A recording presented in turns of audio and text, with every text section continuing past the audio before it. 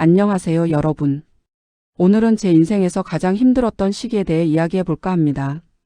결혼 8년차 두 아이의 엄마인 저의 이야기인데요. 혹시 시댁 때문에 힘드신 분들 계신가요? 오늘 제 이야기가 여러분께 조금이나마 위로가 되었으면 좋겠습니다. 그럼 시작할게요. 결혼하기 전까지만 해도 저는 시댁과의 관계를 너무 낙관적으로 생각했어요.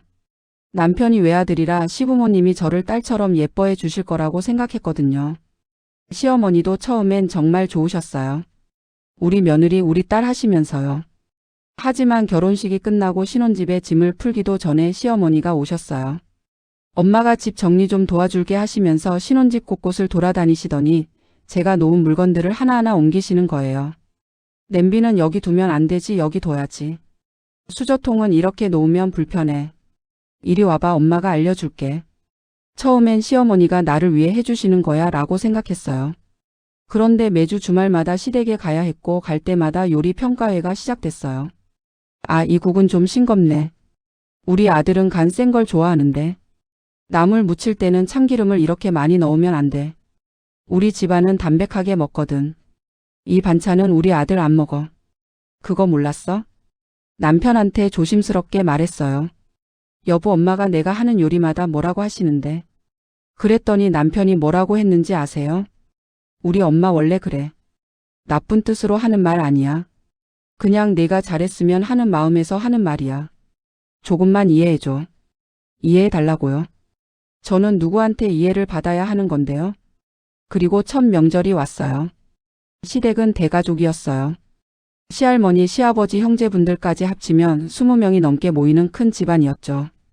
새벽 5시에 일어나서 시댁으로 향했어요. 도착하니 시누이 두 분은 거실에서 TV를 보고 계시더라고요. 저는 곧바로 부엌으로 끌려갔죠. 시어머니, 시할머니 그리고 저. 셋이서 20명이 넘는 사람들 음식을 준비했어요. 며느리 파 썰어. 감자 깎아. 이거 설거지해. 손이 칼에 베었는데도 밴드 붙이고 다시 일했어요. 그 와중에 시누이들은 거실에서 웃으면서 과일 먹고 계시더라고요. 한 번은 제가 너무 힘들어서 거실 쪽을 바라봤는데 시어머니가 그걸 보시고는 이렇게 말씀하셨어요. 얘들은 친정딸이니까 쉬어야지. 며느리는 일 배워야지. 그 순간 정말 눈물이 나올 것 같았어요. 근데 참았죠. 첫 명절인데 눈물 보이면 안 돼. 참자. 참으면 돼. 오후가 되어서야 겨우 음식이 다 차려졌어요. 모두들 식탁에 둘러앉아서 음식을 먹는데 저는 설거지하고 있었어요. 배가 너무 고팠는데 시어머니가 설거지 다 하고 나중에 먹어 하시더라고요. 그날 저녁 남편 차를 타고 집으로 돌아오는데 남편이 물었어요. 오늘 고생했지? 우리 엄마가 많이 도와줬어? 저는 그냥 창밖만 봤어요. 대답할 힘도 없었어요. 그렇게 결혼 2년 차가 되었을 때 임신 소식을 들었어요. 남편은 너무 기뻐했고 저도 기뻤어요. 아이가 생기면 달라지겠지 생각했거든요. 시어머니한테 임신 소식을 전했더니 엄청 좋아하셨어요. 그런데 그 다음 날부터 매일 전화가 오기 시작했어요. 임산부는 이거 먹으면 안 돼. 저거 하면 안 돼. 회사 당장 그만둬. 뱃속 애기한테 안 좋아. 저는 회사 생활이 좋았고 일을 계속하고 싶었어요. 그런데 시어머니는 매일 전화해서 회사 그만두라고 하셨죠. 남편한테도 말씀하셔서 남편도 저한테 엄마 말이 맞는 것 같아. 몸 상하면 어떻게 하더라고요. 결국 저는 회사를 그만뒀어요. 제가 원하지 않았는데도요. 아이를 낳고 산후조리원에 있을 때였어요. 시어머니가 매일 오셨는데 제가 아이를 안고 있으면 그렇게 안으면 안 돼 하시면서 빼앗아 가시곤 했어요. 수유할 때도 옆에서 지켜보시면서 저장이 적은 것 같은데 분유 먹여 하시더라고요. 친정엄마가 오셨을 때는 더 심했어요. 친정엄마랑 제가 이야기하고 있으면 시어머니가 끼어드셔서 육아론을 펼치셨어요. 친정엄마가 해주시는 말씀은 전부 요즘은 그렇게 안 해요 하시면서 자르시더라고요. 친정엄마는 제 눈치를 보시면서 조용히 계셨어요. 나중에 친정엄마가 돌아가시면서 제 손을 꼭 잡고 힘들지? 엄마가 미안해 하시더라고요. 그 말에 와르르 눈물이 쏟아졌어요. 산후조리원을 나와서 집으로 왔는데 시어머니가 내가 산후조리 해줄게 하시면서 우리 집에 들어오신 거예요. 저는 친정엄마가 도와주셨으면 했는데 시어머니가 먼저 오셔버리니까 친정엄마를 부를 수가 없었어요. 시어머니는 새벽부터 저를 깨우셨어요. 애 울어. 일어나서 젖 먹여. 제가 밤새 수유하느라 겨우 잠들었는데도 그러셨죠. 산후조리 기간에는 쉬어야 한다고요. 애 우는 거 제가 볼게요. 시어머니가 말씀하시면서도 정작 아이가 울면 저를 깨우셨어요. 젖 먹여야지. 어떻게 엄마가 자고 있어. 밥은 시어머니가 해주셨는데 제가 못 먹는 음식들만 해주시는 거예요. 이거 산모한테 좋은 거야. 먹어. 억지로 먹다가 토하면 요즘 애들은 이것도 못 먹어 하시더라고요. 어느 날 새벽 아이가 울어서 깼는데 시어머니가 아이를 안고 거실을 왔다 갔다 하고 계셨어요. 제가 할게요 했더니 시어머니가 이렇게 말씀하셨어요. 너는 애를 어떻게 키울지 몰라. 내가 아들 키워봐서 아는데 이렇게 해야 돼. 그 말이 정말 상처였어요. 저도 엄마인데 제 아이를 어떻게 키울지 제가 모른다는 게 무슨 뜻인가요? 결국 2주를 못 견디고 남편한테 말했어요. 여보, 나 힘들어. 엄마한테 좀 말해줘. 나도 내 방식대로 애 키우고 싶어. 남편이 뭐라고 했는지 아세요? 우리 엄마가 너 도와주려고 오신 건데 왜 그래? 고맙다고 해야지. 하더라고요. 고맙긴 뭐가 고마워. 나는 엄마가 아니야. 내가 내 애를 키우고 싶다는 게 이상한 거야? 소리를 지르려다가 참았어요. 시어머니가 옆방에 계시니까요. 그날 밤 화장실에서 혼자 울었어요. 목소리 안 나게 수건으로 입을 막고 울었죠. 내가 왜 이렇게 살아야 하지? 왜 내 집에서 내가 눈치를 봐야 하지? 그때 저는 선택의 기로에 섰어요. 계속 참고 살까 아니면 내 뜻을 말할까? 친구한테 전화했어요. 나 이혼하고 싶어. 그랬더니 친구가 너 진짜 힘들구나. 근데 애기도 있는데 좀 더 생각해봐 하더라고요. 엄마한테도 전화했어요. 근데 엄마는 그래도 시어머니가 나쁜 뜻으로 하시는 건 아니잖아. 조금만 참아. 애기 크면 나아질 거야 하시더라고요. 모두들 참으래요. 근데 저는 참는 게 너무 힘들었어요. 결국 저는 선택을 했어요. 참기로요. 왜냐하면 이혼하면 제가 아이를 키울 자신이 없었거든요. 회사도 그만둔 상태였고 경제적으로 독립할 수 없었어요. 그래서 참기로 했어요. 조금만 더 하면서요. 시어머니는 결국 자기 집으로 돌아가셨는데 매일 우리 집에 오셨어요. 열쇠도 갖고 계셔서 초인종도 안 누르고 그냥 들어오셨죠. 어느 날 제가 씻고 있는데 갑자기 문 열리는 소리가 들렸어요. 깜짝 놀라서 나가보니 시어머니가 아이를 안고 계셨어요. 애 울어서 내가 안아줬어. 너 씻는데 애 왜 혼자 놔뒀어? 제가 씻는 10분 사이에 오신 거예요. 문자도 없이요. 어머니 오시려면 미리 연락 좀 주세요. 제가 조심스럽게 말했더니 시어머니가 발끈하셨어요. 내 손주 보러 오는데 무슨 허락을 받아? 너 며느리 맞아?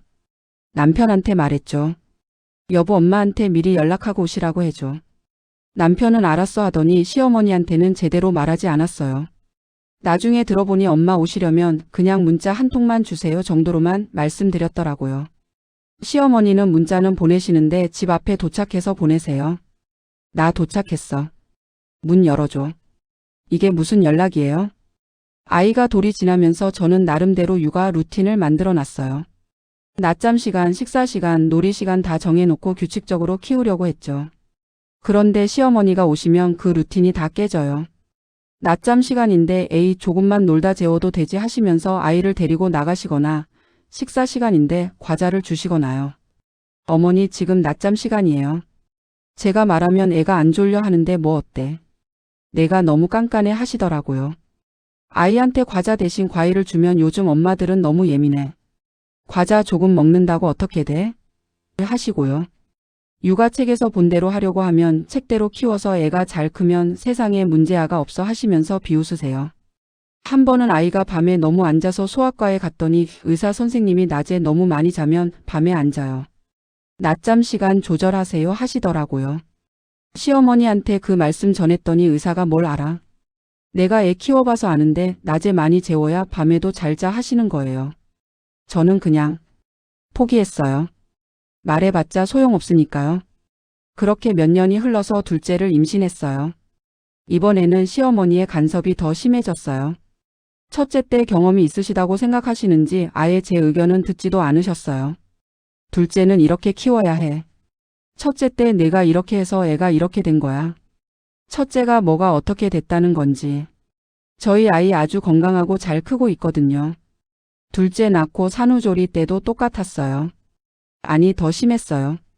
첫째 때는 그래도 제가 초보 엄마니까 모를 수도 있다고 생각하셨는지 설명이라도 해주셨는데 둘째 때는 그냥 명령이었어요. 이렇게 해. 저렇게 해. 왜 이렇게 해? 내가 하라는 대로 안 해? 매번 남편한테 말했어요. 여보, 나 힘들어. 엄마한테 좀 말해줘. 남편의 대답은 항상 똑같았어요. 알았어, 내가 말할게. 근데 달라지는 건 없었어요. 말했어? 응, 말했어. 그래서? 엄마가 알겠대. 근데 시어머니는 여전히 똑같으셨어요. 나중에 알고 보니 남편은 제대로 말하지 않았어요. 엄마, 우리 와이프가 좀 힘들어하는 것 같은데 조금만 신경 써주세요 정도였대요. 이게 무슨 말이에요? 시어머니 입장에선 내가 뭘 잘못했지? 싶으셨겠죠. 저는 남편한테 구체적으로 말해달라고 했어요. 미리 연락하고 오시라고 해줘. 육아는 나한테 맡겨달라고 해줘. 열쇠 돌려받자. 근데 남편은 그렇게 구체적으로 말하면 엄마 기분 나쁘잖아. 그냥 천천히 이해시키는 게 나아 하더라고요. 천천히? 언제까지 천천히 해야 해요? 벌써 몇 년째예요? 명절은 여전히 지옥이었어요. 아이 둘 데리고 시댁에 가면 저는 부엌에서 하루 종일 일했어요.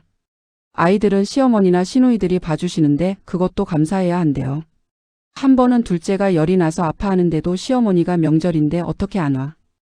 애 데리고 와 하셨어요. 제가 아이가 아픈데요 했더니 그까짓 거 금방 나. 와 하시더라고요. 명절 끝나고 집에 오면 저는 탈진해서 일주일은 아팠어요. 근데 남편은 고생했어 한마디만 하고 끝이에요. 이런 일이 반복되면 반복될수록 저는 점점 무너져 갔어요. 그날은 제 인생에서 절대 잊지 못할 날이에요. 둘째가 새 돌이 되던 어느 화요일 아침이었어요. 평범한 날이었죠. 아침 먹이고 설거지하고 빨래 돌리고. 그런데 오전 10시쯤 초인종이 울렸어요. 문을 열었더니 시어머니였어요. 연락도 없이요. 어머니 왜 갑자기? 제가 말하기도 전에 시어머니가 막 들어오시면서 말씀하셨어요. 며느리야, 좋은 소식이 있어서 왔어. 우리 집 앞에 새로 생긴 유치원 있잖아. 거기 원장님이 우리 교회 집사님이셔. 내가 얘기 다 해놨어. 다음 주부터 둘째 보내면 돼. 순간 귀가 멍해졌어요. 네? 유치원. 내가 다 알아봤다니까. 우리 집 근처라서 내가 데려다 줄 수도 있고 원장님도 아는 분이고. 얼마나 좋아. 등록금도 깎아준대. 저는 천천히 아주 천천히 말했어요. 어머니. 저한테 물어는 보셨어야죠. 저희는 이미 다른 유치원 알아보고 있었어요. 뭐? 어디? 시어머니 얼굴이 굳어지셨어요. 저희 집 근처 숲 유치원이요. 아이가 자연에서 뛰어놀 수 있는. 숲 유치원? 그게 뭐야? 요즘 애들은 한글이랑 영어 배워야지. 우리 집 앞 유치원은 영어 유치원이야. 거기 보내. 어머니, 저희는 이미 결정했어요. 아니, 내가 다 알아봐놨는데 왜 안 보내? 내 말이 그렇게 듣기 싫어? 그 순간이었어요. 제 안에서 뭔가가 무너지는 소리가 들렸어요. 어머니. 제 목소리가 떨렸어요. 유치원은 제가 결정할게요. 제 아이니까요. 뭐? 지금 뭐라고 했어? 내 손주인데? 어머니, 손주이기 전에 제 아이예요. 시어머니 얼굴이 새하얘지셨어요. 너 지금 나한테 대드는 거야? 대드는 게 아니라 제 의견을 말씀드리는 거예요. 의견? 의견은 무슨? 시어머니 말을 들어야지. 그때였어요. 8년 동안 참았던 모든 게 한꺼번에 올라왔어요. 왜요? 제가 물었어요. 왜 들어야 해요? 뭐? 왜 시어머니 말은 무조건 들어야 해요? 저는요, 어머니. 8년 동안 어머니 말만 들었어요. 제가 하고 싶은 건 하나도 못했어요. 무슨 소리야 지금. 결혼하고 첫 명절 기억하세요? 새벽 5시부터 밤 10시까지 부엌에서 일했어요. 손에 칼 베었는데도 일했어요. 그때 시누이들은 거실에서 TV 봤어요. 과일 먹으면서요. 어머니는 뭐라고 하셨죠? 얘들은 친정딸이니까 쉬어야지. 며느리는 일 배워야지. 시어머니가 할 말을 잃으셨어요. 저는 멈출 수 없었어요. 8년 동안 가슴에 담아뒀던 말들이 폭포수처럼 쏟아져 나왔어요. 임신했을 때요, 회사 계속 다니고 싶었어요. 근데 어머니가 매일 전화하셨죠. 회사 그만둬라, 뱃속 애기한테 안 좋다. 남편한테도 말씀하셔서 결국 그만뒀어요. 제가 좋아하던 일을요. 그건 산후조리 때는요. 어머니가 도와주신다고 오셨는데 저는 하루도 제대로 못 쉬었어요. 밤새 수유하고 겨우 잠들면 깨우셨어요. 애 울어 일어나서 젖 먹여. 친정엄마 오시면 눈치 주셔서 친정엄마는 30분 만에 돌아가셨어요. 울면서요. 터지는 감정. 제 목소리가 점점 커졌어요. 아이들이 놀란 눈으로 저를 봤지만 멈출 수가 없었어요. 매일 연락도 없이 오셨어요. 열쇠로 그냥 막 들어오셨어요. 제가 샤워하는데도 수유하는데도요. 여기 제 집인데 저는 제 집에서 눈치 봤어요. 며느리야, 진정해. 진정이요? 8년 동안 진정만 했어요. 제 육아 방식 하나도 존중 안 받았어요. 책 보면서 키우면 비웃으셨어요. 책대로 키워서 애가 잘 크면 세상에 문제아가 없어. 어머니가 그러셨어요. 저는 초보 엄마였어요. 그래서 책이라도 봤던 거예요. 근데 그것조차 비웃으셨어요. 시어머니가 입을 떼려고 하셨지만 저는 계속했어요. 아이 낮잠 시간 지키려고 하면 너무 깐깐하다. 과자 대신 과일 주면 요즘 엄마들은 예민하다. 제가 뭘 해도 틀렸어요. 어머니 방식이 아니면 다 틀렸어요. 내가 언제? 작년 설날요. 제 목소리가 떨렸어요. 둘째가 열이 39도였어요. 토하고 설사했어요. 병원 가야 했어요. 근데 어머니는 뭐라고 하셨어요? 그까짓 거 금방 나아. 명절인데 애 데리고 와. 저는 아픈 아이를 차에 태워서 시댁에 갔어요. 그리고 하루 종일 부엌에서 일했어요. 아픈 아이는 시누이가 봤어요. TV 보면서요. 제 눈에서 눈물이 흘러내렸어요. 근데 목소리는 멈추지 않았어요. 어머니는요, 한 번도 물어보신 적이 없어요. 내가 힘들지 않니? 내가 하고 싶은 게 뭐니? 너는 어떻게 생각하니? 단 한 번도요. 어머니한테 저는 며느리였어요. 사람이 아니라요. 바로 그때 문이 열리면서 남편이 들어왔어요. 점심시간이라 잠깐 들른 거였죠. 분위기를 보고 놀란 남편이 물었어요.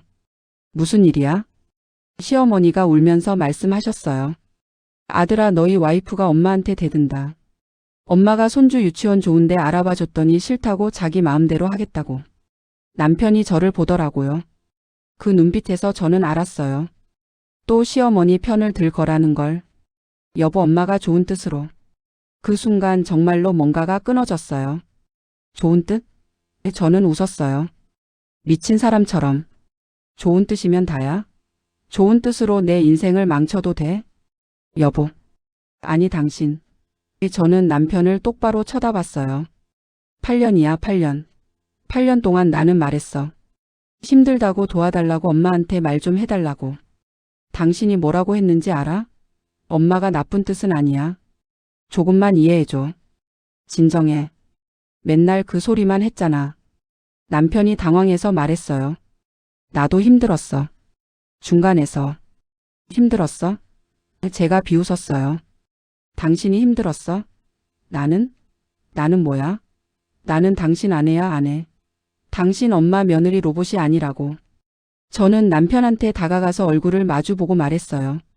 나는요, 매일 화장실에서 울었어요. 목소리 안 나게 수건으로 입 막고 울었어요. 당신 엄마가 옆방에 있으니까요. 밤마다 이혼 생각했어요. 아이들 보지 않았으면 진작 나갔어요. 여보. 남편의 얼굴이 새하얘졌어요. 나는 회사도 관뒀어. 친구들도 못 만나. 취미생활도 다 포기했어. 내가 원하는 대로 애도 못 키워. 내 집에서 눈치 봐. 명절마다 며느리 취급하다. 근데 당신은 뭐 했어? 엄마 편만 들었잖아. 저는 가방을 들었어요.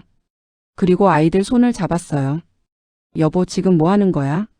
남편이 황급히 물었어요. 친정 갈 거야. 갑자기 왜? 나 돌아오고 싶으면요. 저는 냉정하게 말했어요. 어머니한테 사과받고 싶어요. 8년 동안 나를 사람 취급 안 한 거. 그리고 당신도 사과해. 당신은 내 남편이 맞아? 시어머니가 소리쳤어요. 뭐? 내가 사과를 해? 내가 뭘 잘못했는데? 저는 시어머니를 똑바로 봤어요. 어머니는요, 저를 한 번도 존중하신 적이 없어요.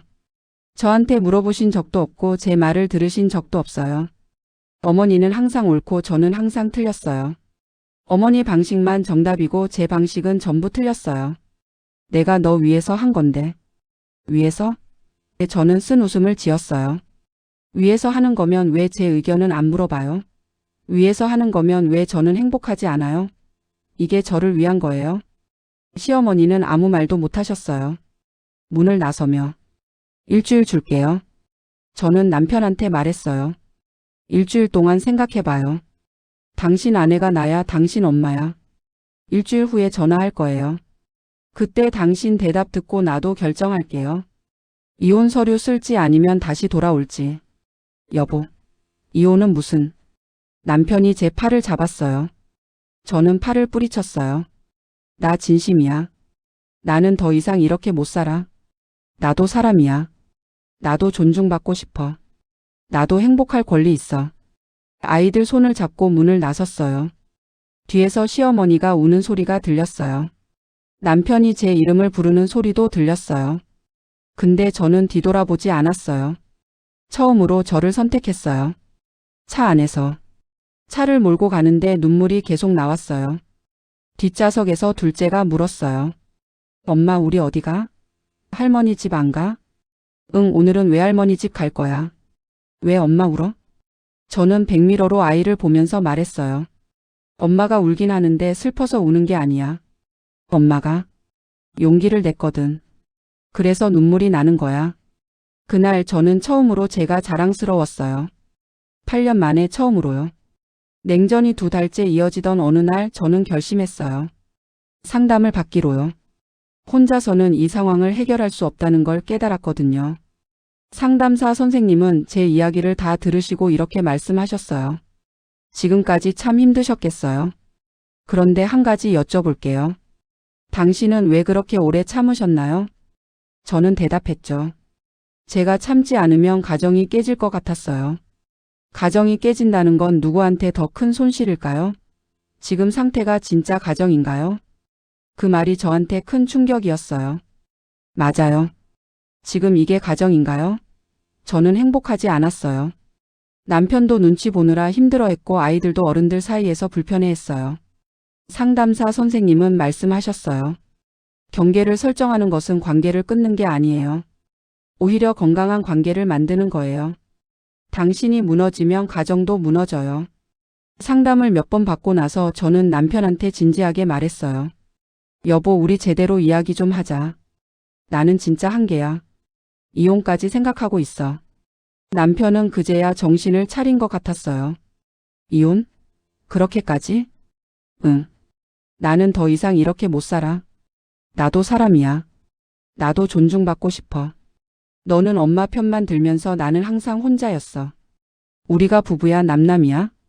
그날 저는 남편한테 명확하게 말했어요. 앞으로 제가 원하는 것들을요. 첫째, 시어머니가 오시려면 반드시 하루 전에 연락하기. 둘째, 육아는 내가 주도하고 시어머니는 조언만 하시도록 하기. 셋째, 명절에는 시댁과 친정을 번갈아 가기. 넷째, 나한테 중요한 문제는 너가 엄마한테 명확하게 전달하기. 남편은 처음에는 그건 너무한 거 아니야? 했지만 제가 그럼 이혼 서류 준비할게 하니까 심각해 하더라고요. 알았어. 내가 엄마한테 제대로 말씀드릴게. 더 이상 내가 힘들지 않게 할게. 남편이 먼저 시어머니를 만나러 갔어요. 이번에는 혼자서요. 그리고 제대로 말씀드렸다고 했어요. 엄마, 우리 와이프가 정말 힘들어해요. 지금 이혼까지 생각하고 있어요. 엄마가 나쁜 의도가 아닌 건 알지만 와이프 입장에서는 매일 간섭받는다고 느껴요. 엄마도 예전에 시어머니 때문에 힘드셨잖아요. 그때 그 마음 기억하시죠? 시어머니는 처음에는 화를 내셨대요. 내가 뭘 잘못했는데? 하시면서요. 근데 남편이 포기하지 않고 계속 말씀드렸대요. 구체적으로요. 미리 연락 안 하고 오시는 거, 육아 방식 간섭하시는 거, 와이프 의견 무시하시는 거. 이런 것들이 와이프한테는 너무 힘들었어요. 시어머니는 며칠 후에 저한테 전화하셨어요. 며느리야, 우리 한번 만나서 얘기 좀 하자. 카페에서 시어머니를 만났어요. 시어머니는 제 얼굴을 보시더니 먼저 말씀하셨어요. 며느리야, 엄마가 미안했어. 나는 정말 너를 딸처럼 생각했는데 너한테는 그게 부담이었구나. 저는 솔직하게 말했어요. 어머니, 저도 어머니를 사랑해요. 근데 저도 제 방식대로 살고 싶어요. 제 아이들을 제 방식대로 키우고 싶고요. 어머니가 도와주시는 건 정말 감사한데 제가 원할 때만 도와주시면 안 될까요? 시어머니는 한참을 생각하시더니 말씀하셨어요. 사실 엄마도 시어머니 때문에 많이 힘들었어. 그래서 내가 며느리를 받으면 절대 내 시어머니처럼은 안 하겠다고 다짐했거든. 근데 내가 똑같이 하고 있었네. 엄마가 몰랐어, 정말. 그날 우리는 많은 이야기를 나눴어요. 시어머니의 입장도 들었고 제 입장도 전했어요. 시어머니는 젊었을 때 시어머니 눈치 보느라 너무 힘드셨대요. 그래서 손주들한테만큼은 마음껏 사랑을 주고 싶으셨대요. 근데 그게 저한테는 간섭으로 느껴진 거죠. 앞으로는 미리 연락하고 갈게. 그리고 내가 하는 대로 지켜볼게. 엄마가 꼭 하고 싶은 말 있으면 물어봐도 돼? 이렇게 해도 될까? 이런 식으로? 네, 어머니. 그렇게 해주시면 정말 감사하죠. 그날 이후로 조금씩 달라지기 시작했어요. 시어머니는 오시기 전에 문자를 보내셨어요. 며느리야, 내일 오후에 가도 될까? 이렇게요. 제가 바쁘면 어머니 내일은 병원 가는 날이에요. 모레 오시면 안 될까요? 하면 그래, 그럼 모레 갈게 하셨어요. 육아도 제 방식을 존중해 주셨어요. 물론 가끔 엄마는 이렇게 했는데 하실 때도 있지만 제가 어머니, 저는 이렇게 하고 싶어요 하면 그래, 내가 엄마니까 내 방식대로 해 하시더라고요. 완벽하지는 않아요. 가끔 옛날 습관이 나올 때도 있어요. 근데 그럴 때 저도 예전처럼 꾹 참지 않아요. 바로바로 말해요. 어머니, 그건 제가 할게요 하고요. 남편도 달라졌어요. 이제는 제 편을 들어줘요. 시어머니가 선을 넘으려고 하면 남편이 먼저 엄마, 그건 우리가 할게요 하더라고요. 그리고 저도 달라졌어요. 저는 상담을 계속 받으면서 저 자신을 돌아봤어요. 왜 그렇게 오래 참았을까? 왜 제 목소리를 내지 못했을까? 저는 착한 며느리가 되고 싶었던 거예요. 모두한테 사랑받고 싶었고 모두를 만족시키고 싶었어요. 근데 그러다 보니 정작 저 자신은 불행했어요. 상담사 선생님이 말씀하셨어요. 당신이 행복해야 가족도 행복해요. 당신을 희생하는 게 사랑이 아니에요. 저는 조금씩 저를 되찾아갔어요. 먼저 취미 생활을 시작했어요. 결혼 전에 좋아했던 그림을 다시 그리기 시작했죠. 일주일에 한 번 3시간만이라도 저만의 시간을 가졌어요. 시어머니한테 어머니, 금요일 오후에는 제가 그림 그리러 가서 아이들 좀 봐주시면 안 될까요? 부탁드렸더니 흔쾌히 그래, 엄마가 봐줄게 하시더라고요. 그리고 친구들도 다시 만나기 시작했어요. 결혼하고 나서는 시간이 없어서 못 만났었는데 이제는 한 달에 한 번씩은 친구들을 만나요. 일도 다시 시작했어요. 풀타임은 아니지만 재택근무로 파트타임 일을 구했어요. 제가 돈을 버니까 제 자신감도 생기고 경제적으로도 독립적이 되니까 마음이 편해지더라고요. 지금은 어떠냐고요? 완벽하지는 않아요. 여전히 시어머니와 의견이 안 맞을 때도 있고 남편이 중간에서 힘들어할 때도 있어요. 근데 예전과는 달라요. 이제는 대화가 돼요. 문제가 생기면 참지 않고 바로 이야기해요. 서로 조율하고 타협해요. 지난 명절에는 시댁에서 보내고 다음 명절은 친정에서 보내기로 했어요. 시어머니도 동의하셨어요. 명절 음식도 달라졌어요. 이제는 저 혼자 부엌에서 일하지 않아요. 시누이들도 같이 일하고 남편들도 설거지를 해요. 제가 이제는 다 같이 해요. 저만 며느리가 아니라 시누이들도 딸이잖아요 했더니 처음에는 좀 어색해했지만 지금은 당연하게 받아들여요. 아이들도 달라졌어요. 예전에는 엄마가 힘들어하는 걸 보면서 자랐는데 지금은 행복한 엄마를 보면서 자라요. 그게 제일 큰 변화인 것 같아요. 후회와 깨달음. 가끔 생각해요. 진작 말할 걸. 왜 그렇게 오래 참았을까? 근데 후회는 안 해요. 그 시간이 있었기에 지금의 제가 있는 거니까요. 저는 그 시간을 통해 배웠어요. 참는 게 미덕이 아니라는 것, 내 목소리를 내는 게 중요하다는 것, 나를 사랑해야 남도 사랑할 수 있다는 것. 그리고 관계는 일방적이면 안 된다는 것도요. 한쪽이 계속 희생하면 결국 그 관계는 깨져요. 건강한 관계는 서로 존중하고 서로의 경계를 인정할 때 만들어지는 거더라고요. 혹시 지금 저처럼 시댁 때문에 힘드신 분들 계신가요? 제가 꼭 드리고 싶은 말씀이 있어요. 참는 게 능사가 아니에요. 참다 보면 언젠가는 폭발해요. 그리고 그때는 이미 관계가 너무 망가져 있을 수도 있어요. 당신의 감정은 정당해요. 내가 예민한 건가? 내가 너무 이기적인 건가? 이렇게 생각하지 마세요. 힘들면 힘든 거예요. 당신의 감정을 인정하세요. 명확하게 말하세요. 상대방이 알아서 눈치채 주길 바라지 마세요. 구체적으로 명확하게 말해야 해요. 해주시면 좋겠어요는 제가 하고 싶어요 이렇게요. 남편과 한편이 되세요. 시어머니와 며느리의 문제가 아니라 부부가 함께 풀어야 할 문제예요. 남편이 중간에서 제대로 역할을 해줘야 해요. 필요하다면 도움을 받으세요. 혼자 힘들면 상담을 받으세요. 부부 상담도 좋고 개인 상담도 좋아요. 전문가의 도움이 큰 힘이 돼요. 그리고 무엇보다 자신을 사랑하세요. 당신이 행복해야 가족도 행복해요. 당신의 행복은 이기적인 게 아니라 가족을 위한 일이에요. 여기까지가 제 이야기예요. 지금도 가끔 힘들 때가 있어요. 완벽한 해결책은 없으니까요. 근데 예전보다는 훨씬 나아졌어요. 제가 저를 찾았으니까요. 혹시 이 영상을 보시는 분 중에 지금 힘드신 분이 계시다면 꼭 기억해 주세요. 당신은 혼자가 아니에요. 많은 사람들이 같은 어려움을 겪고 있어요. 당신만 유난스러운 게 아니에요. 변화는 가능해요. 저도 했으니까요. 당신도 할 수 있어요. 그리고 당신은 충분히 가치 있는 사람이에요. 누군가의 며느리가 아니라 한 사람으로서요. 여러분 모두 힘내세요. 그리고 행복하세요. 댓글로 여러분의 이야기도 들려주세요. 우리 함께 서로 응원해요. 여기까지 들어주셔서 감사합니다.